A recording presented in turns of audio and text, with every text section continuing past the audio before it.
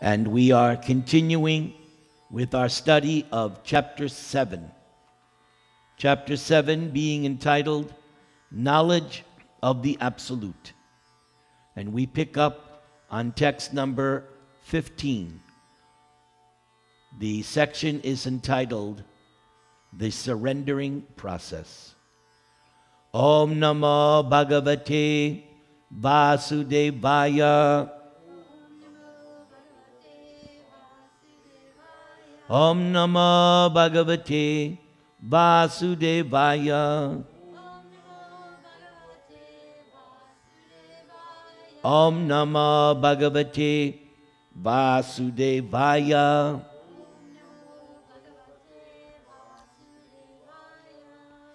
The Supreme Personality of Godhead said, "Those miscreants who are grossly foolish, who are lowest among men, whose knowledge is stolen by illusion, and who partake of the atheistic nature of demons, do not surrender unto me." So this verse points out who the demons are. They're grossly foolish, or else they're the lowest among mankind.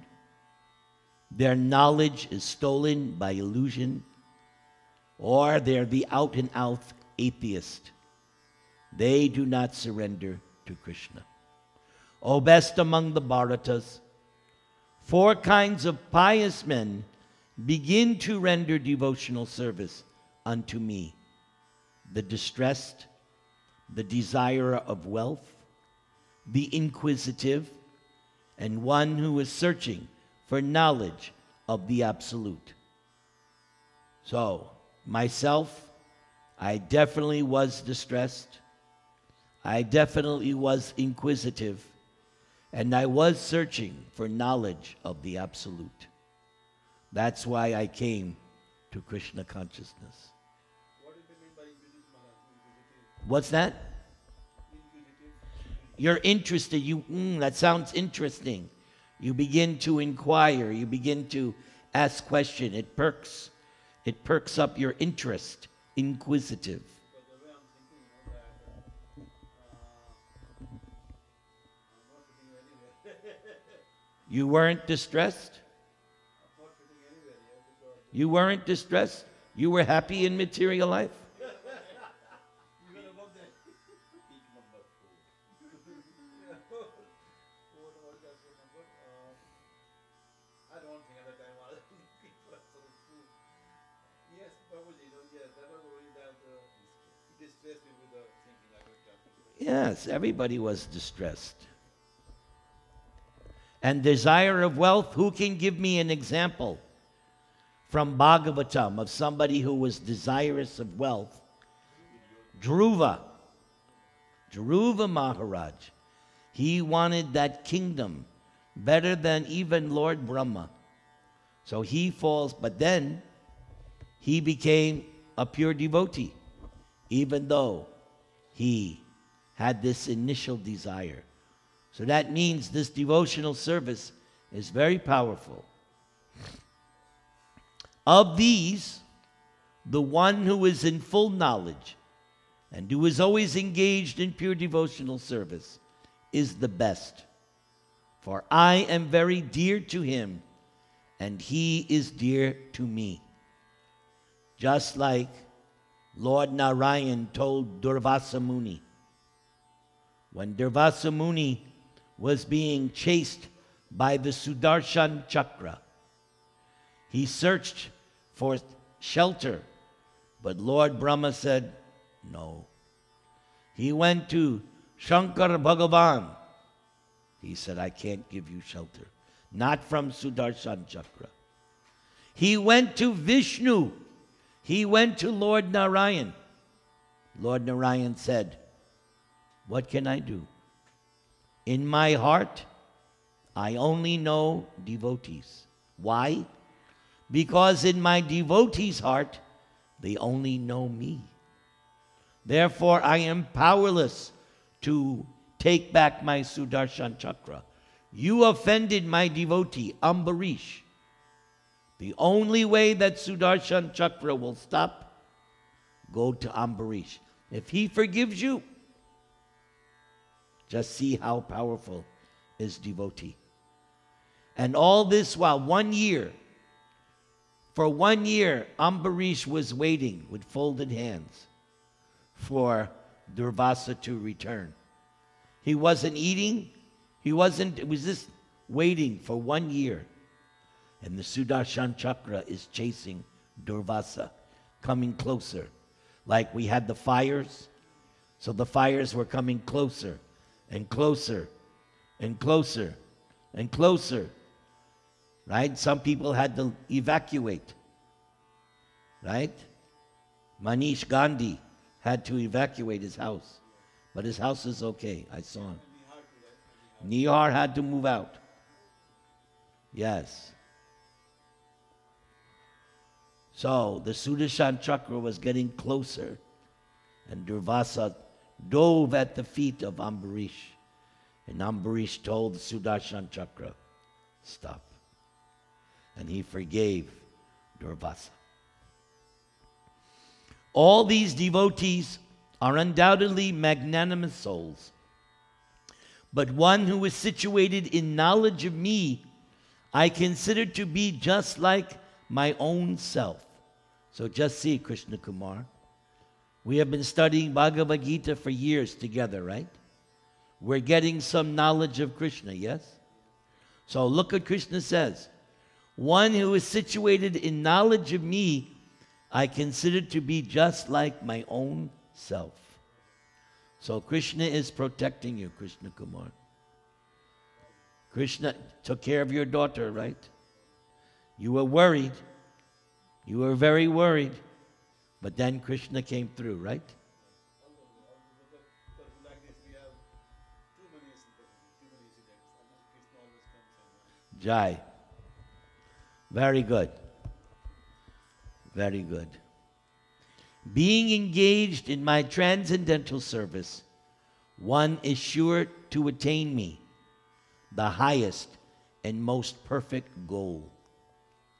So keep in mind, Krishna's service is not material. It's transcendental service. Whether it be hearing about Krishna, or chanting, or remembering, or praying, or worshiping, all the different items, it is transcendental service. And here Krishna is saying, I, Krishna, am the highest and most perfect goal. There's nothing higher than achieving Krishna. Here comes a big verse right here, one of the main verses. After many births and deaths, one who is actually in knowledge surrenders unto me, knowing me to be the cause of all causes and all that is. Such a great soul is very rare. So don't think that you have come to Krishna overnight. Many births and deaths to get to this stage, because now you accept Krishna. As it says here, knowing me to be the cause of all causes. That's the definition of the absolute truth. The cause of all other causes, the origin. That is why you've surrendered to Krishna. But here it's clear, after many births and deaths, you have come to this realization. And he says here, such a great soul, very rare. So you are rare. You're not run-of-the-mill. You are rare. You believe, you accept Krishna. So now we go to a very heavy section. This next section is very heavy. Text 20 to 23. The facts regarding demigod worship. That's what I've entitled it. The facts. Not the F-A-X, not the facts. The facts. Yes. Some people don't like this section of Bhagavad Gita. It's okay. Oh, I'm glad you do. The Supreme Personality of Godhead said, those whose intelligence has been stolen by material desires surrender unto demigods and follow the particular rules and regulations of worship according to their own natures. So that's the first point. People worship the demigods. Why? Their intelligence has been overtaken by material desires. There's this famous story in Krishna book, Vrikasura. Vrikasura wanted to get a benediction from Lord Shiva. So what did he do? As it says here, and followed the rules according to their own nature. So this demon, he thought, I will offer my own flesh. Swaha. He said, in this way, I will make Lord Shiva come down. And he wanted Lord Shiva to personally come and give him benediction. So he started to offer his own flesh. But Lord Shiva didn't come.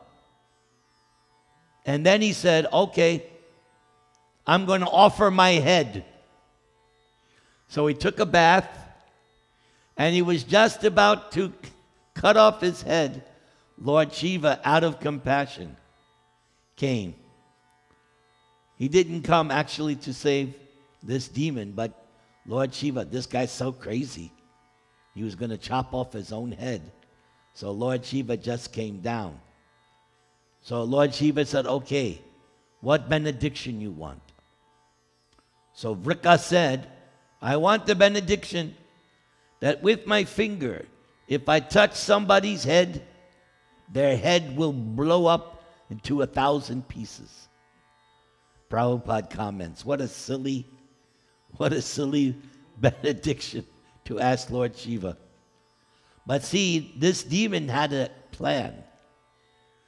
Because Lord Shiva said, okay, I give you the benediction. Then the demon wanted to do that to Lord Shiva. Why? He wanted his wife. He wanted Parvati. He figured, I'll get rid of Lord Shiva, then she'll become my consort. So Lord Shiva knew he gave the benediction, so he ran. And this demon Vrikasura was chasing him. So Lord Shiva didn't know what to do. Lord Brahma couldn't help him. So Lord Shiva went to Lord Narayan. Lord Narayan said, I'll take care of it, don't worry. So Lord Narayan transformed himself to look like a young brahmachari boy. And when Vrikasura came, Narayan, who disguised as a little brahmachari, said to Vrikasura, oh, I know you. I know your father. So the demon was impressed. Oh, he knew my father's name? Oh, who is this? So then Krishna, in the form of the brahmachari, said, oh, you must be very, very tired because you've been chasing Lord Shiva for a long time. Take rest. Calm down. Take rest. And of course, the demon was thinking, yeah, because a demon's in the bodily concept of life. I must be tired. He's right. So that was to get him to calm down. Calm him down. So then the brahmachari said, so why are you after Lord Shiva? What's the deal? So Vrikasura explained, I asked for a benediction and I want to use it on Lord Shiva, and then I'm going to take his wife. So Krishna said, Lord Shiva, you really think he gave you that benediction? I know for a fact that Lord Shiva now is a little crazy because he had previously lost his wife, Sati. So Lord Shiva right now is a little cuckoo. I don't think he gave you that benediction. I really doubt it. Tell you what, try it on yourself first. And when you see that it doesn't work, then you can go and kill Lord Shiva. So by this time, Krishna had put his illusion on Vrikasura. Vrikasura, yeah. So Vrikasura put it on his... And in this way, Krishna saved Lord Shiva. Now, many Shiva worshippers don't like this story. Huh? That's the story. Even I think it comes in the Shikman also. But you know, like, because Yeah, but they don't like it. but like I heard it, she mentioned that they became Mohini Guru, no? Yeah, that I heard the other way.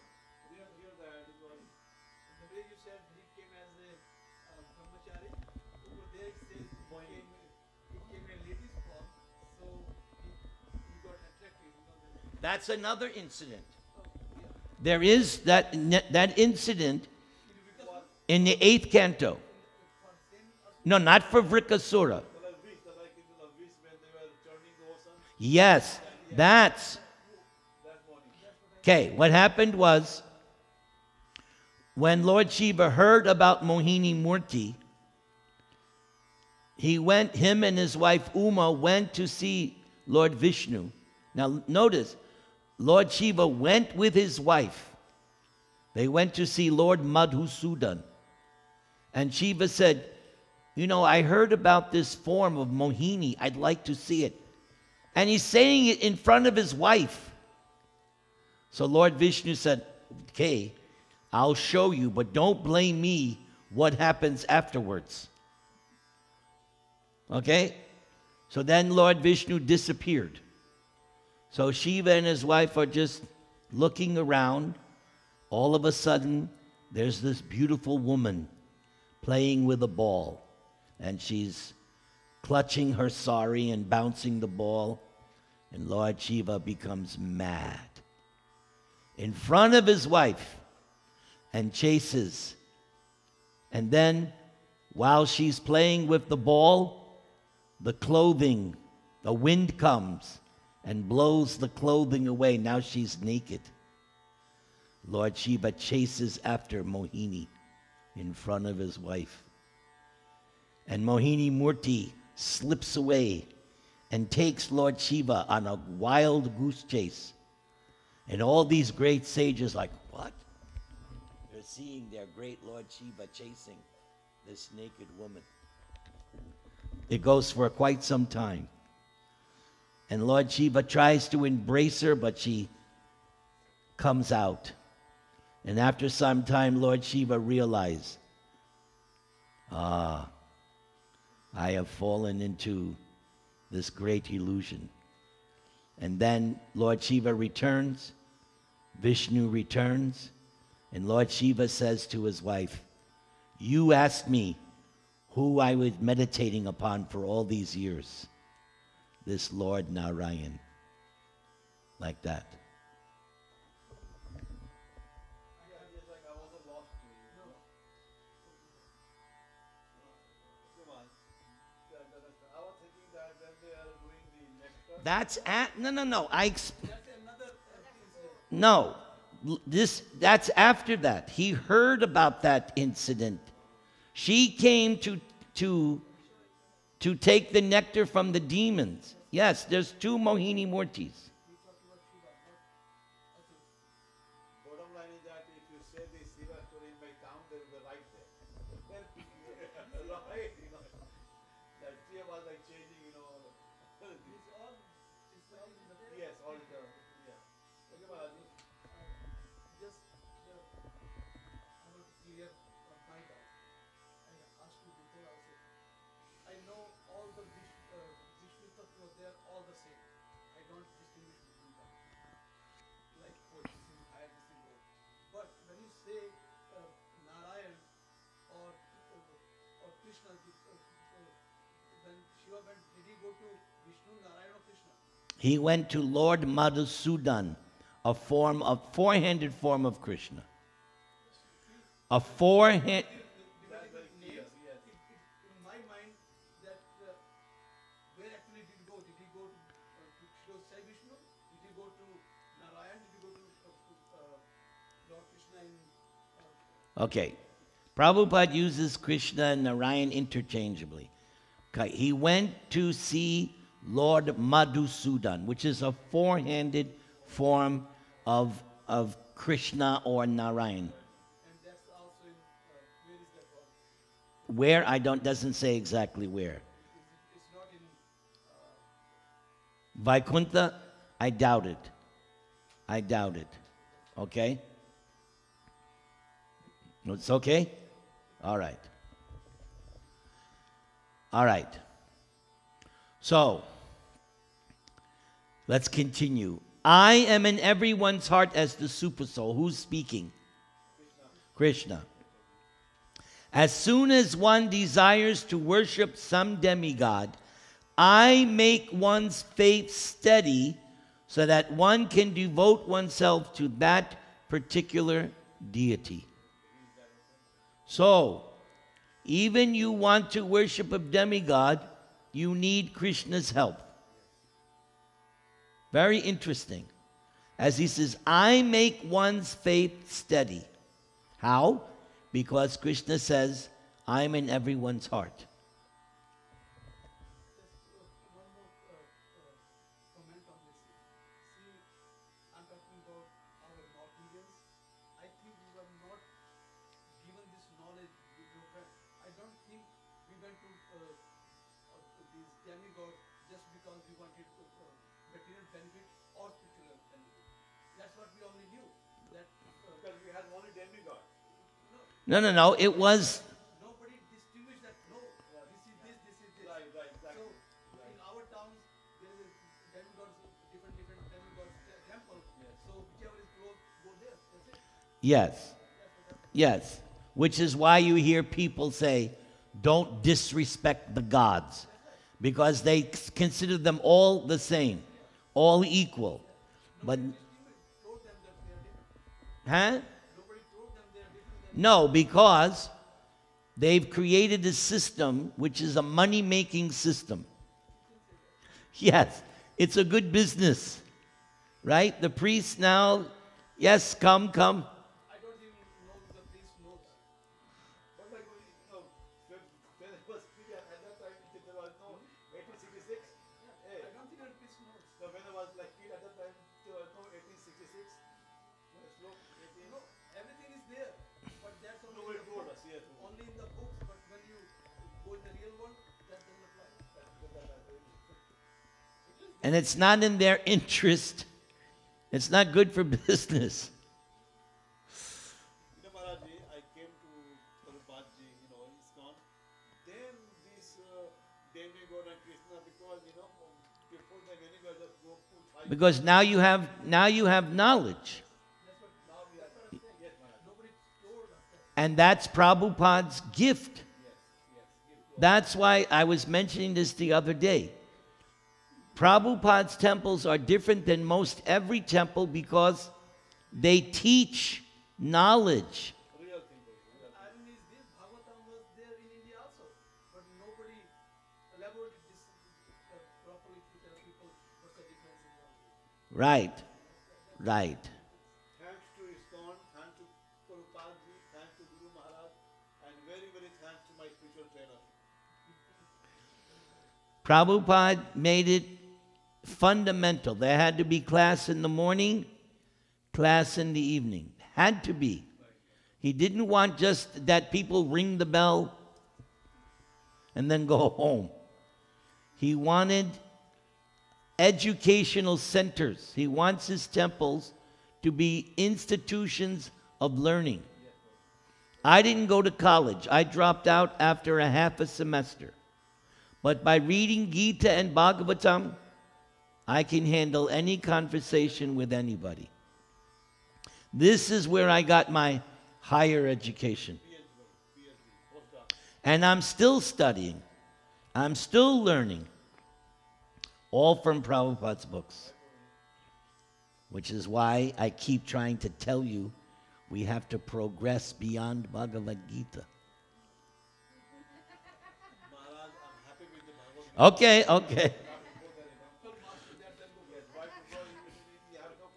It's always good to go back and remember the ABCs. It is. Hey. So many people, they're always looking for,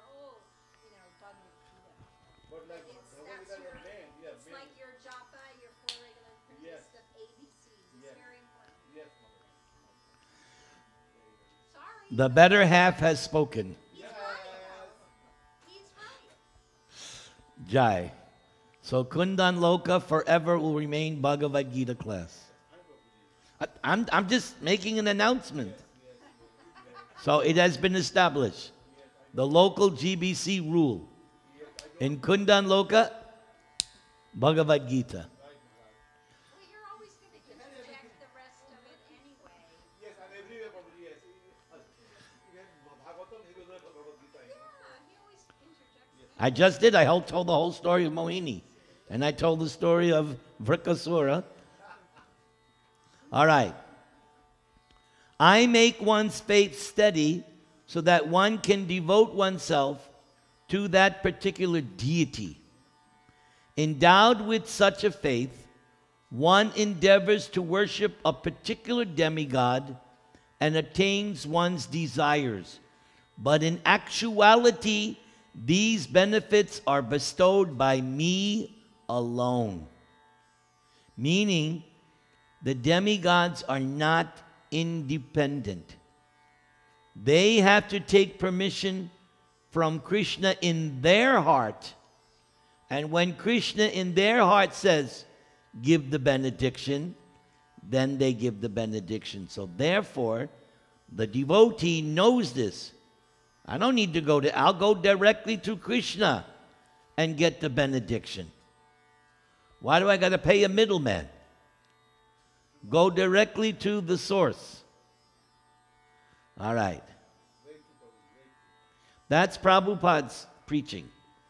But these benefits are bestowed by me alone, which is one of the reasons, well, Prabhupada explains, when Krishna told his father not to worship Indra, when Prabhupada is commenting on that, he quotes this line, Mayaiva Vihitan Hitan. That's the Sanskrit for this line. But in actuality, these benefits are bestowed by me alone.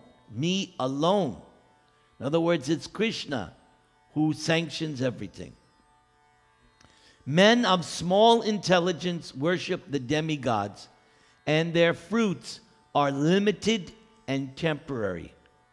Those who worship demigods go to the planets of the demigods. But my devotees ultimately reach my supreme planet. So some people don't understand this. You will see some swamis and sadhus, they say, worship Durga, worship Hanuman, worship Ganesh. It all goes to the same end.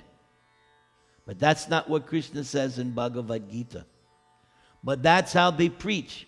It's called Mayavad philosophy. Doesn't matter. Worship anyone. And some of them Maharaj are in jail nowadays. Really? But that's their philosophy. They think, doesn't matter who you worship. We're all going to this. No. You worship demigods, that's where you're going. But if you worship Krishna, that's where you're going. Okay, Maharaj, I have one question on Maharaj. That, myself, I worship the demigod until 40 years old, right? I would go everywhere.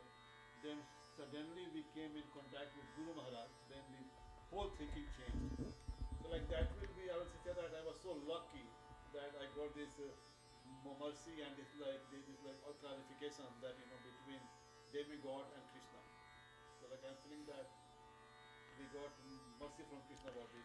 So, you did some service for Navayogenja Swami? In the beginning, you did some service? Yes, we should come, and we should talk, we spend time, yes. You drove him? Either time, yes, for me, yes. So you did some service. That was it. And I spent time with him, I spent time talking, food and all those things. So it says one little bit of association with the devotee, Change the whole life. you get Krishna. Just a little service like that. I have a question. So a lot of the demigods are great devotees. So if people are worshiping them, but they're not worshiping them in the proper mood. As it says here, Still get some benefit. they get material benefit.